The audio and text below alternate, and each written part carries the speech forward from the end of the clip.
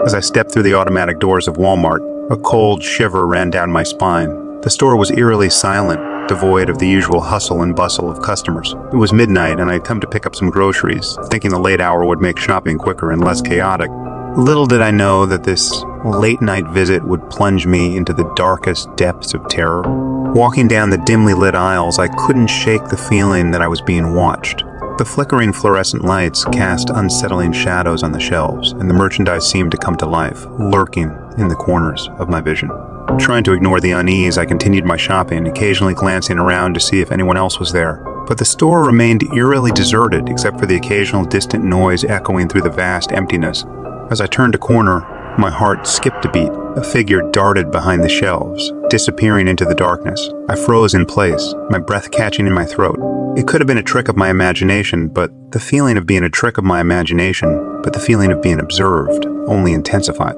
I hesitated for a moment, contemplating whether to leave or confront whoever or whatever was hiding. Summoning courage, I forced myself to continue. The store's layout had changed somehow, as if the aisles were shifting behind my back. Shelves seemed to appear where there were none before, and some familiar sections had vanished entirely. Panic gnawed at my insides, but I reasoned that it must be a trick of tiredness or stress.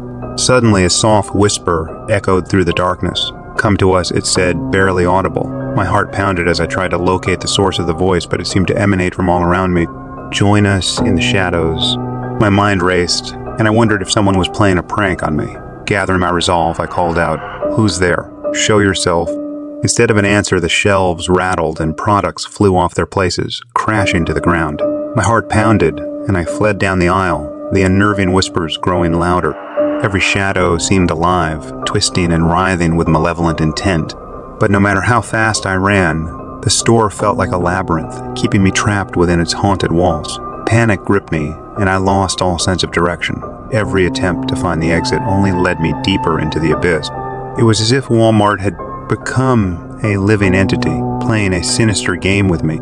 Then, a flickering light drew my attention to the far end of an aisle. A dim, eerie glow illuminated a mysterious symbol on the floor, drawn in what looked like blood. It was a chilling sight, and a cold dread consumed me. Instinctively, I knew that stepping into that light would mean surrendering myself to whatever malevolence haunted this place. But there was no other way out. I had to escape.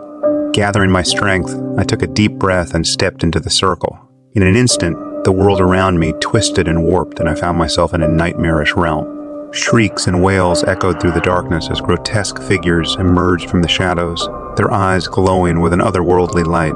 I had stumbled into a sinister ritual, a malevolent force that fed on fear and despair. The store had become a portal to the realm of the damned, and now I was trapped in it. The figures closed in on me, their spectral hands reaching out to snatch me away.